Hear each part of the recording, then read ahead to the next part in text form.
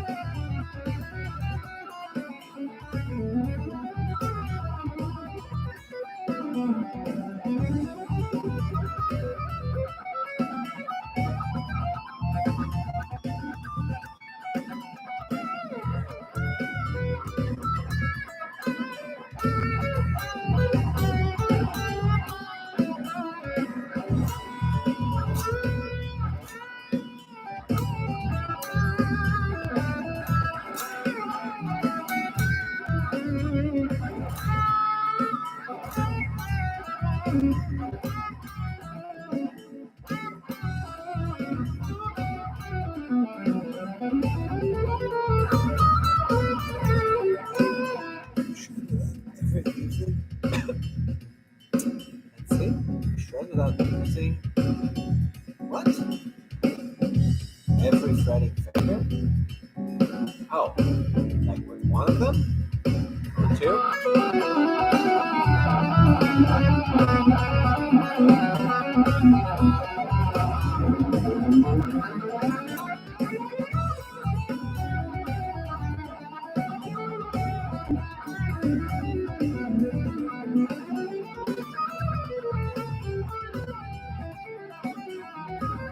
Yeah, I mean, I practice a lot of the Django stuff with 2 fingers.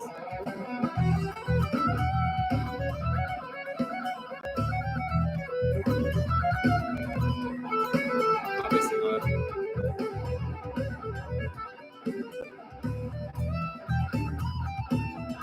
But if it's these 2, for sure.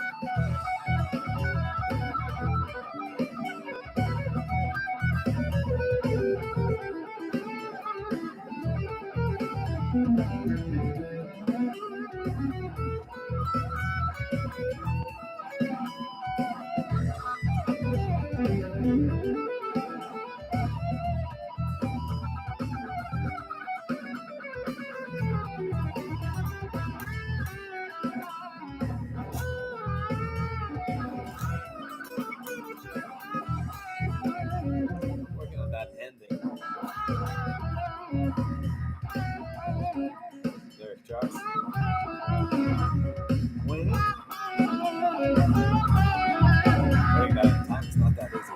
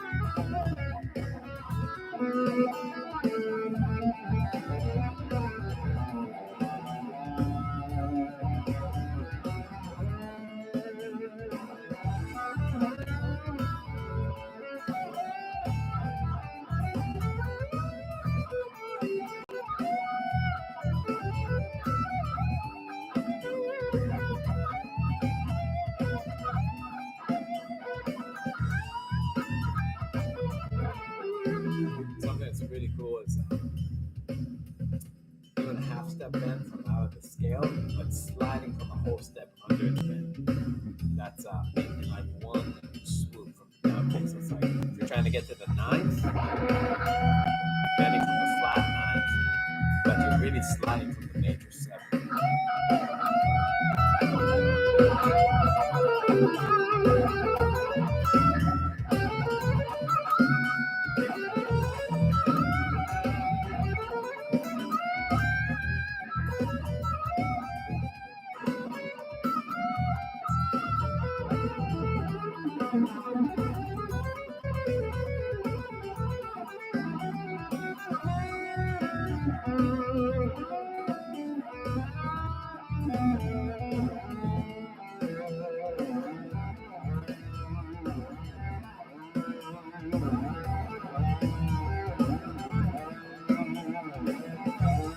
My bass on this.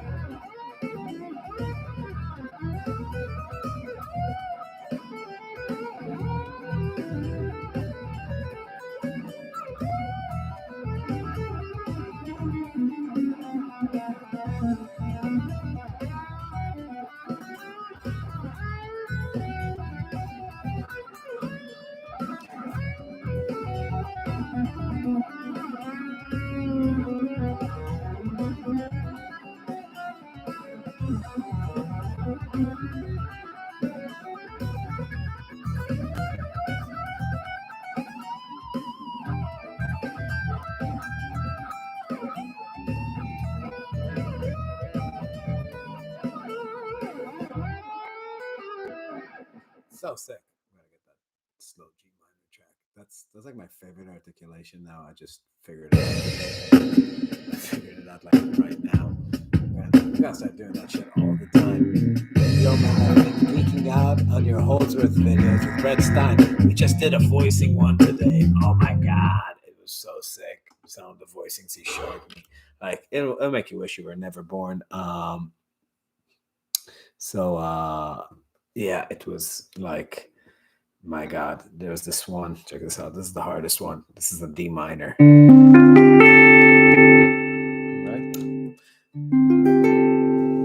10th fret, 8th fret. Oh, sorry. 5, 10, 10, 8, 5. It's one of them. Good luck. There's this one. Whoa. 8, 10, 12, 14, 8. And then you drop this finger a fret to here. 7, 10, 12, 14. And there's the famous Lydian one. It's harder when you grab the guitar like a normal human being. But this one.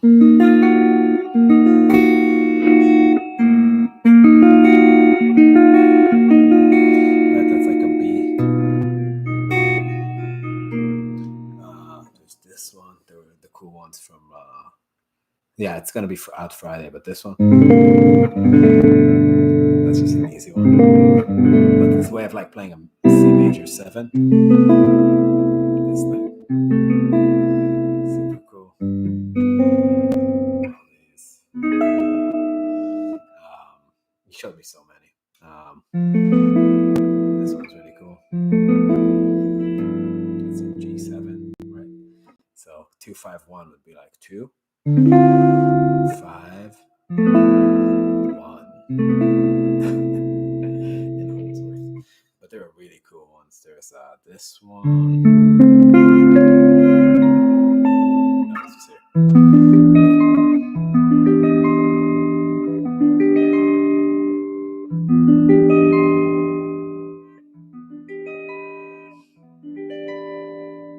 Yeah, anyways. That shit stretches you out. It's pretty intense. But yeah, anyways, I'm sure you've seen Turi Genius. I haven't seen any Holdsworth. I haven't seen any. I wasn't, I was just curious about Brett's book. Honestly, I wasn't even. Yeah, I have a problem with the Holdsworth stuff where it's just like, I'm not that into Holdsworth. I like him, but yeah, I'm not gonna like dedicate my life to it. But it's nice once a week to just kind of like geek out and whatever I decided, like whatever seeps in just symbiotically, it's cool. But I'm definitely not like pursuing it personally.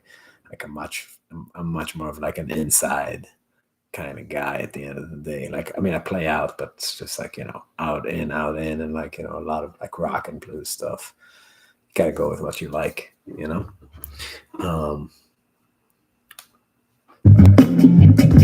Gonna keep going on with the slide licks.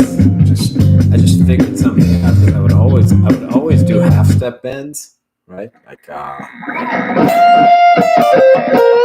even some like outside the scale. I've been doing those since I was a kid. But to get a slide bend, like if you do it from exactly a whole step underneath the outside of the scale half step bend, you get a totally different sound, and it's fucking awesome. And it has to be a whole step. Like more than that sounds a little bit too wonky, and like the other thing sounds too close. But like if you're like looking at G Dorian, so like to get to the root, you start from the 6, you slide from the 6 to the 7, and bend up to the root, half step bend. But you got to do it in time, so it's like it's all a grace note. So way like you're basically like starting.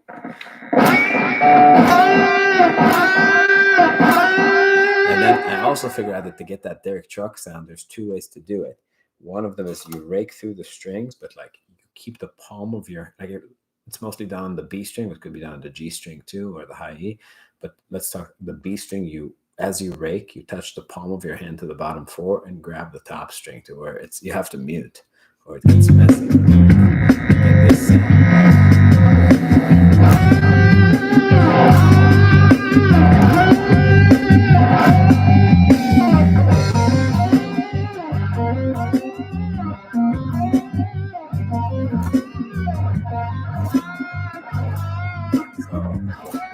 you can also go up rake, and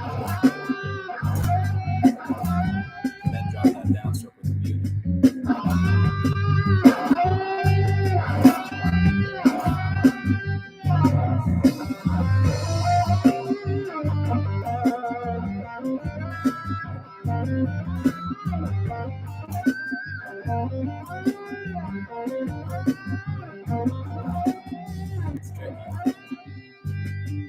But to get to the second, you slide from the 7th.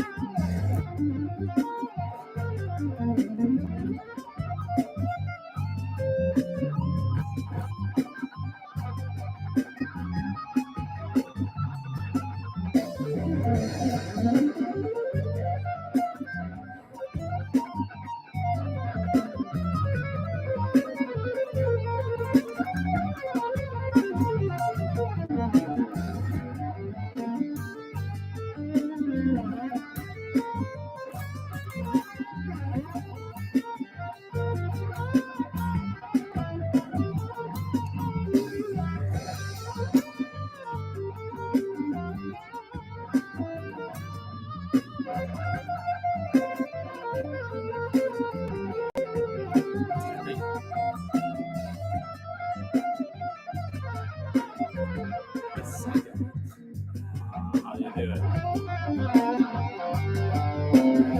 It used to be better. One second. I gotta remember sometime. Thing.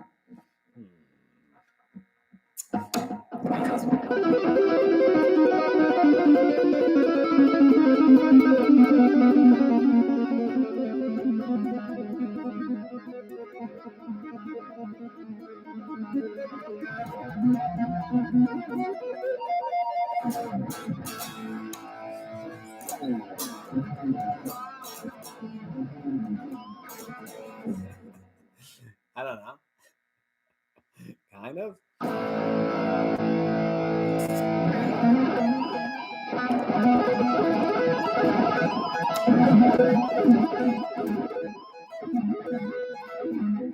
It's too long.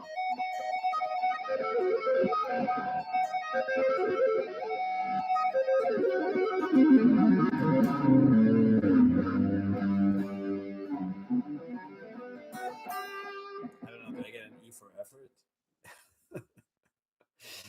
I haven't done it since high school. Honestly, I remember the day. My guitar teacher in high school says like a person's style is as much about what they do as much as about what they do is as much. How do you say it? It's exactly about what they do as much as what they don't do. That's what he told me, and I was just like, I'm not gonna do tapping. I just had this intuition at like 16. It's just like, I'm done tapping. And yeah, I really just was like never tried to integrate it ever again. It was just over that day. And yeah, honestly, I'm good. I'm good on tapping. I never hear tapping. I'm like, I wish I had some of that. If I did, I'd start practicing.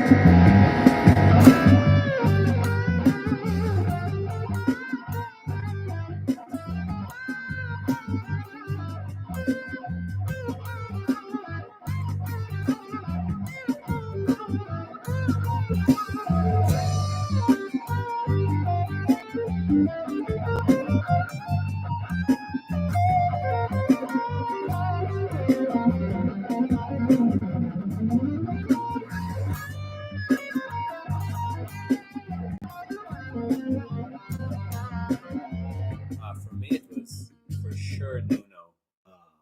First of all, Nuno. I don't know first. Like I kind of listened to a lot of these guys at the same time, so like Steve Vai, Satriani, Ingve, but I got really into extreme. Like I really liked Nuno.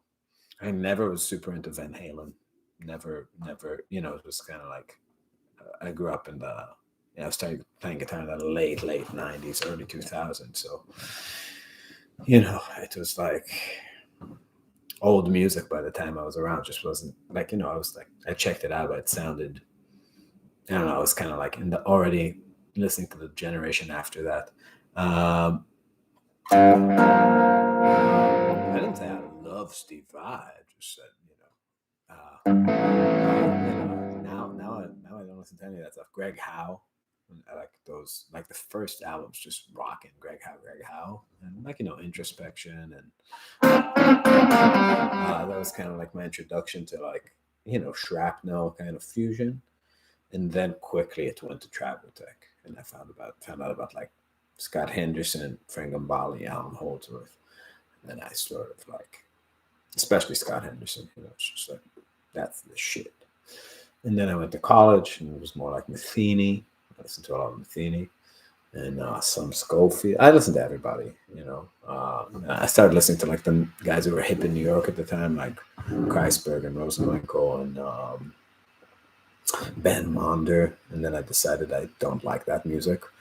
It took me a long time to figure out. Actually, like it took me a couple of years of college to be like, I don't like listening to this. Like I'm studying it, but I don't like it. I used to like I loved fusion. I loved tribal tech, uh, but yeah, I just didn't have a connection to that. The harmonies and the tone, and it's just like boring. I'd have to like make myself listen to it, but just like I shouldn't listen to music I don't like. Um, but yeah, dude, that era of Scott Anderson, like you're talking about, like when he's like Screech days before the perm. Um, yeah, like it's the shit. That's my favorite Scott too. Like the when he was still like Chicoria band Scott, like even like early tribal tech, like Zounal Syndicate and Chicoria band.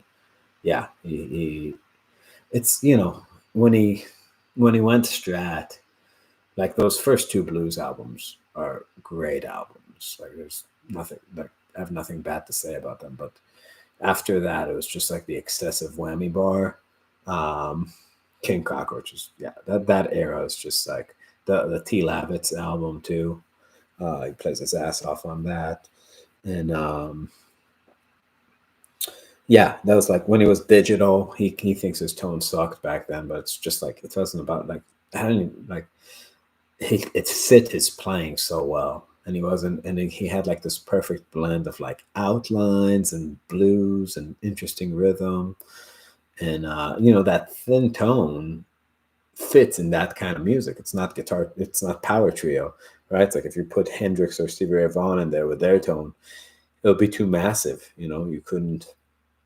The notes are too big, too much reverb, like too much, just too much everything. It's those kind of like mesa boogie, uh like the rack delays and choruses and stuff. It just blends with all that like synth shit, and uh all those sounds are terrible. So it's just like they're in good company.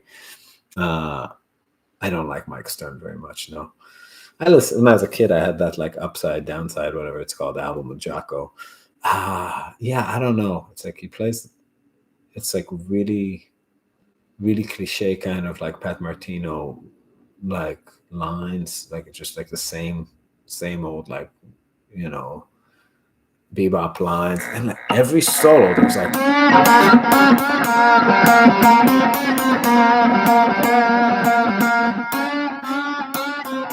just like licks like that just keep coming back at you, and I'm just like I don't know. I don't get it. I mean, he's a little out of it to my ear. Like I just for me, it's a hard listen. Yeah, there are players I like McLaughlin and Dimiola. Like I never liked their albums. I don't know. I listen to all like literally their discographies, but like I like the guitar trio stuff with Paco. I think they're both playing great on that. It's like acoustic, but I don't know, just never connected. But I'm super picky and weird. Um, do you play any other instruments? Um, we're making an album now where I'm playing bass, just because I'm recording it at home, like and it's easy, and I can play like I I have good time, so it's like I can play bass fine, like it's just fine enough for what we're doing, and I get a nice sound. But yeah, no, I don't play any other instruments, and I don't really play bass. Like I would never like go play bass at a gig or something. But I played bass on Russian Dolls, the album we made with Antonio Sanchez on drums. There's like all of Danny's tunes. It's just like I don't take any solo. I just play like rhythm guitar and bass on it. But let's see. You have taught me a lot, especially when it comes to good music and other stuff. Thank you. Um, do you know Matteo Mancuso? I do. Yeah, I mean, he's a very good player. I don't know. It's he gets a different sound. I listened to his album when it came out. Like, I gave it a once over. Like, listened intently. Um, yeah, it's not for me. I mean, it's good. Like, especially like I like watching it because like that finger technique is like really interesting to watch. And sometimes, and there is something in his sound that's like, especially I think it's playing like, like sort of in a cleaner tone, actually, like fast lines. The distortion, he sounds a lot like a mixture of Gumbali and Guthrie, to my ear. But yeah, I don't know. It's like, there's something about the lines that, like, if I just close my eyes and listen and don't watch, that like it just doesn't take me to that place I like, that my favorite players take me. So, it's but it's really good. And I get, out of all the guys out there, I get the hype. Like, I totally get it. Like, he deserves all the good things that are happening to him. No, not taking anything away from, but for me as like a listener, it's not exactly my cup of tea. um I don't know, I'm trying to think, like, a lot of the guys now just sound to me like, you know sort of, I think, I mean, a lot of these dudes just didn't play a lot of gigs. you know it's like there's something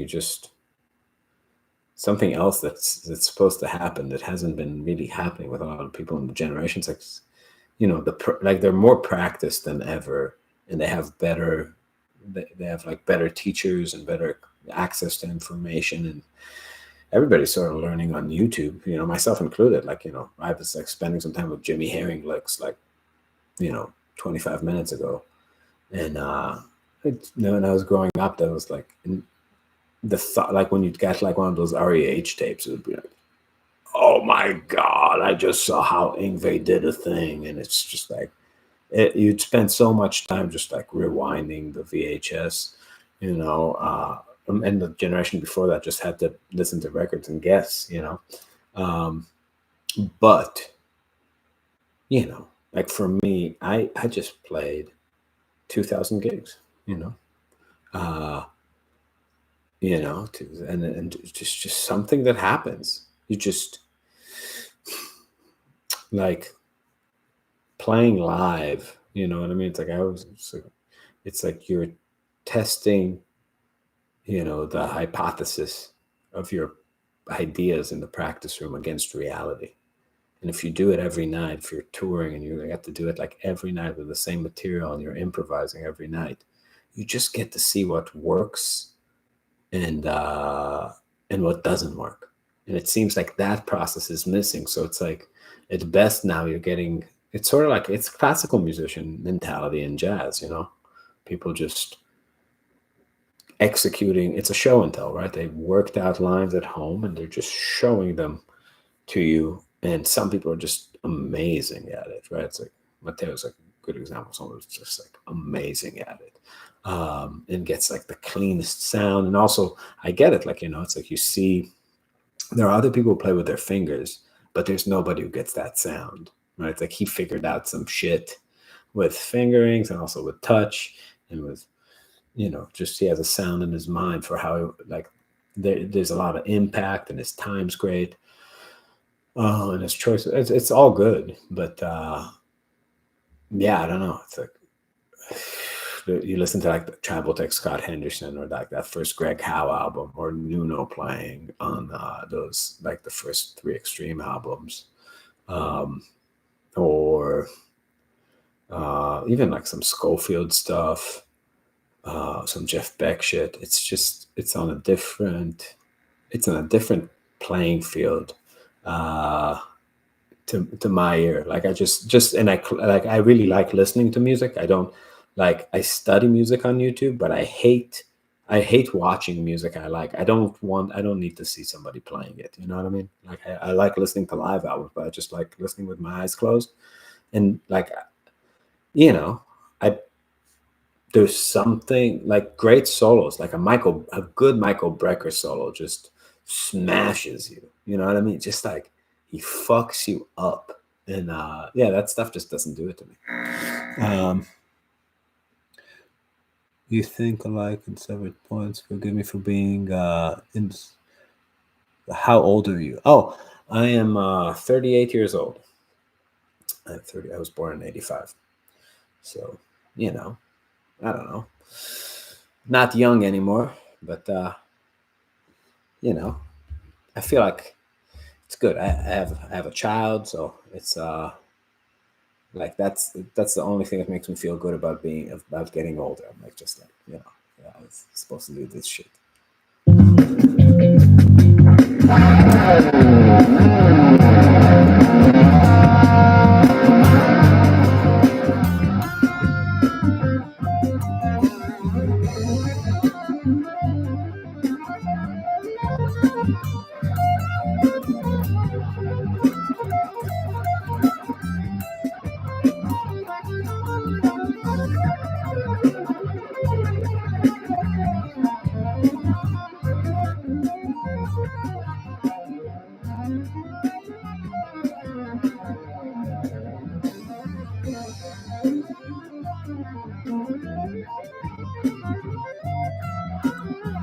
I realized something too. Like I was watching some of those, like the British guys. There's a lot of British shredders now.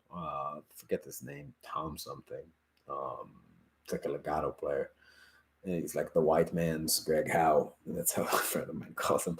But yeah, it's like very much like in the Greg Howe vein. A lot of these dudes have just like tremendous chops.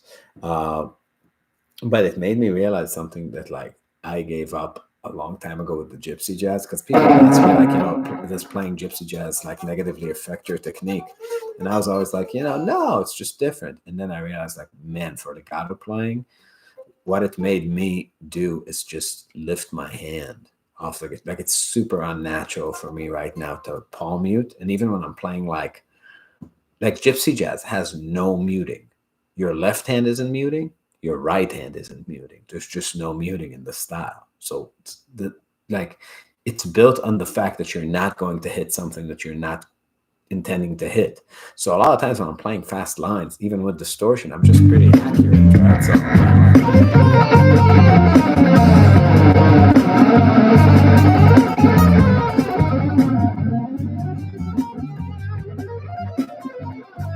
I get closer sometimes, but but a lot of time, like in between things, I kind of lift and play in a pretty open way, and these guys, they're just always right here, like this flesh of their hand doesn't leave the guitar, and everything's super close, and they're just making this tunnel for the string that they're playing, like in between the flesh of their thing, and the strings above are muted by these fingers constantly. And I realized, man, I really did used to play like that when I was younger, to control all the gain. I just gave that up. And if you want to play that legato, that really crazy legato technique, that's what it takes. Like that's so it's gonna be, for me, I realize it's gonna be a real steep learning curve to get back to something like that. Yeah, anyways, but that's kind of like that hybrid technique is really the predominant thing on YouTube right now. All the Jam Jack Central dudes.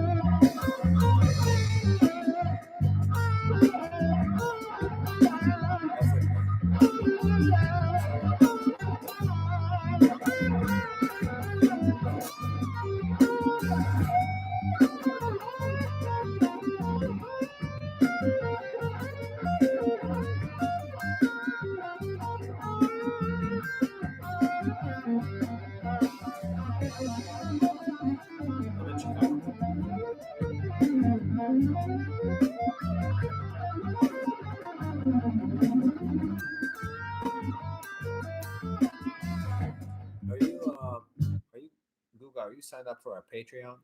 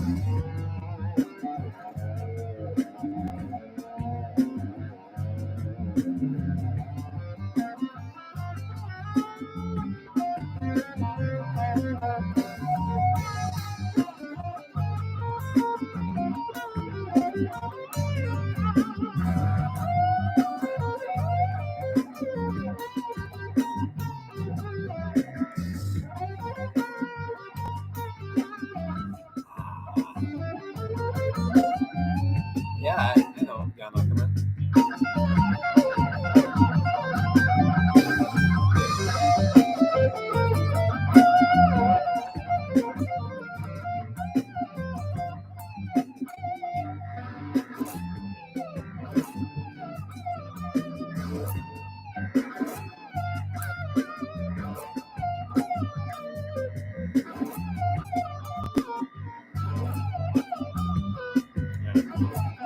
Alex.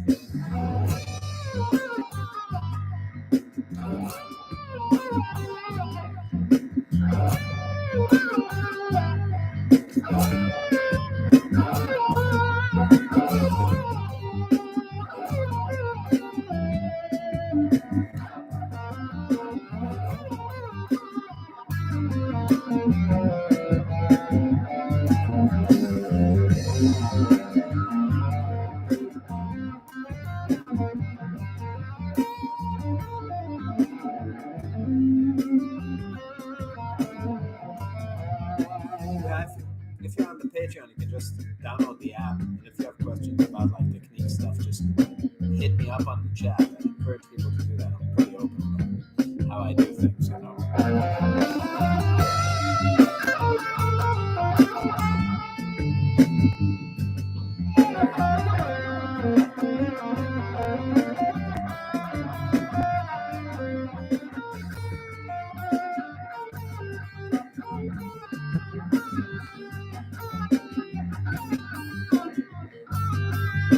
That's so hard for me to do.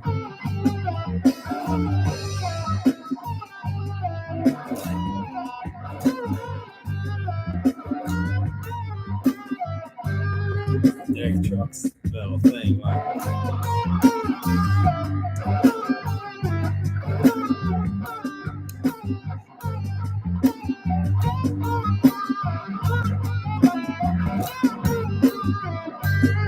So it's just like a micro bend from the flatted third, and then like release bend the second pre-bend the second, release, slide to the root.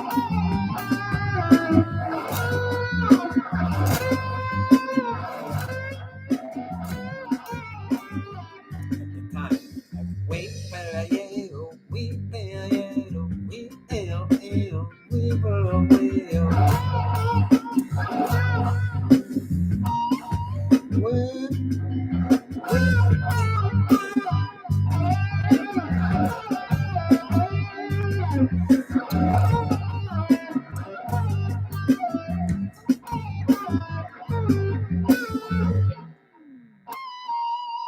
that shit is so hard for me. I don't know why. It's just conceptualizing it. I'll try a different tempo, a different key. Maybe it'll get better. That's the way to practice this shit, though. Just do it fucking again and again and again and again. Sharpness matter. Give the gift of music this holiday season at Sweetwater. Shop hundreds of amazing deals on the hottest gear.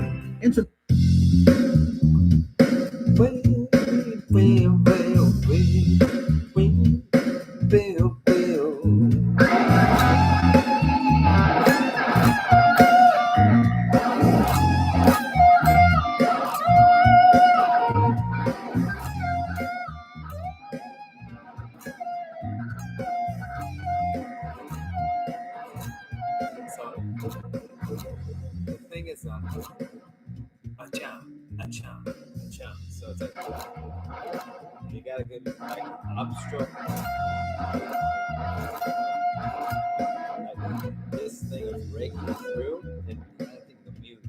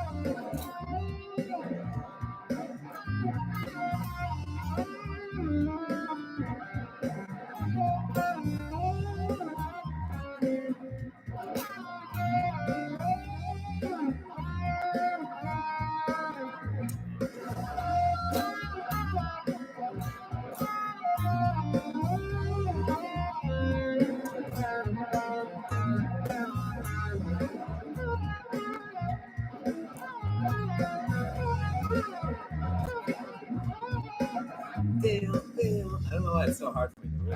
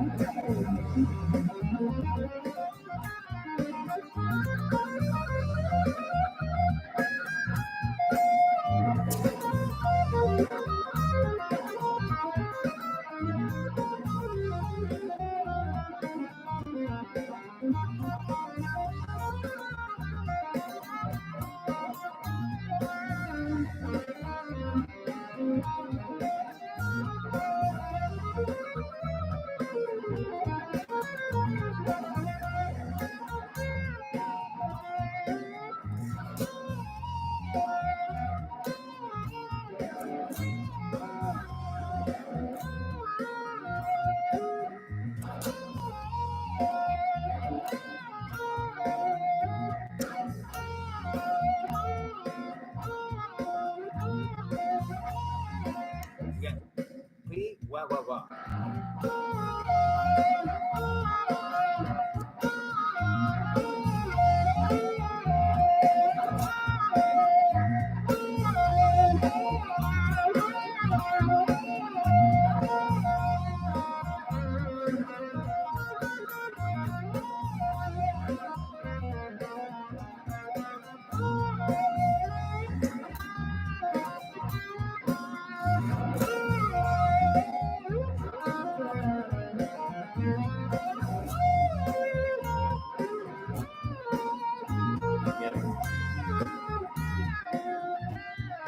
Oh, get the rhythm.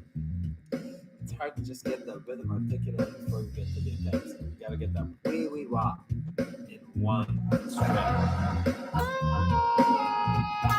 That end.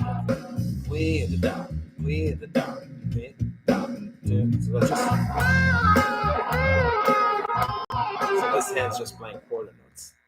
Ba, ba. You have to get that wee to the dot from the left hand. I dig. Okay, I do get that. Dreaming of new gear from Fender, Universal Audio, or Electro Harmonics? Find it on Reverb for less. Let's do that again.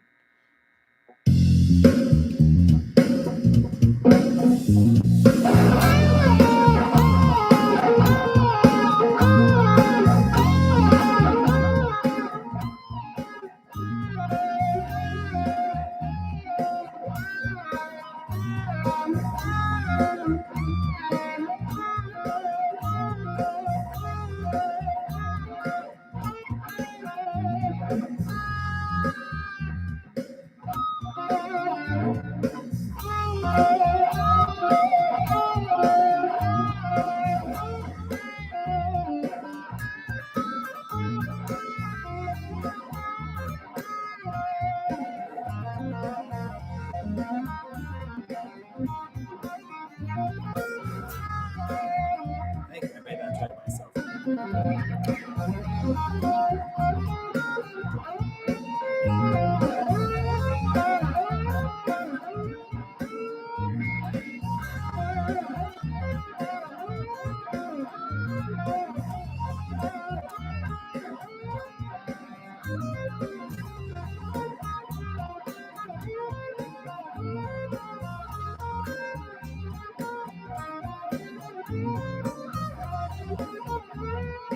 The hard thing is like playing a subdivision and doing those slide kind of things without making a big deal out of them, right? So it's like if I just try to get like, let's say, the root, but I'm trying to.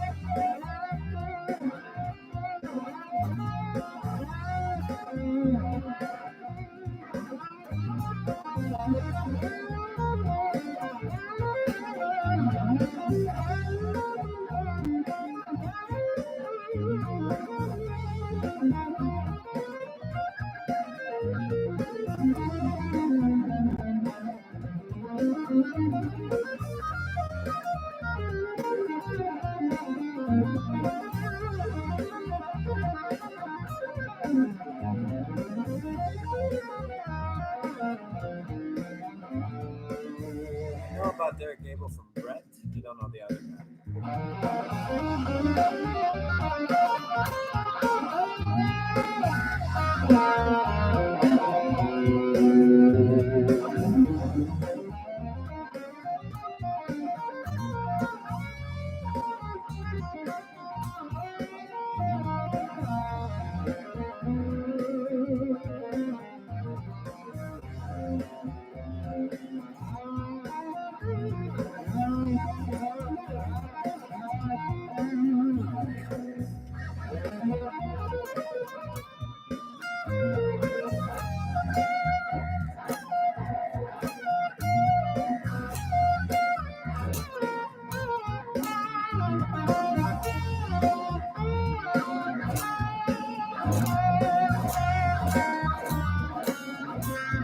Man,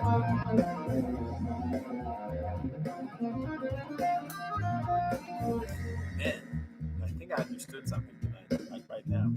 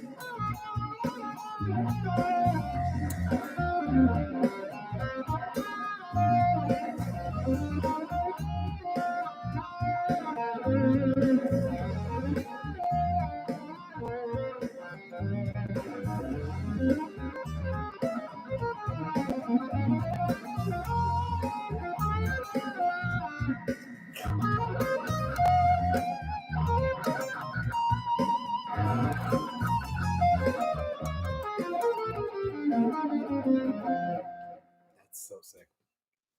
That's so sick. I'm gonna actually expand on that. I'll make a video about that shit one day.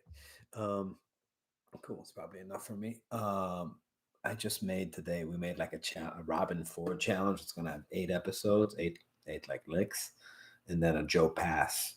I think it's gonna have 6 episodes. Both like on a blues. So sick. Dude, these two are just so good. Especially like Robin Ford really surprised me. Like one of his licks. I played it a few times on like live streams. Just so good. He had other ones that were like really cool stuff. Yeah, so all the good shit is on the Patreon subscriptions, and there's a lot more coming. We're going to start. I have to finish this. I'm writing a book about Jeff Beck, like a lick book for fundamental changes. I'm gonna be done with it in like a month or two, and after that, I'm going to start designing like courses with like lick packages, like 20 licks on this backing tracks, 20 licks, and like transcribe it and have it all on our Patreon. So that'll be real cool. So just be sure you're on there, even like as a free member, just so you get the notifications, you know what's there. And you know, it's just really cool. It's like becoming a real community. Like the Zoom lessons are really fun. Like there's a lot of people, everybody's asking good questions, and we just, you know, they play, everybody's together. So it's really cool. Cool guys. See you soon.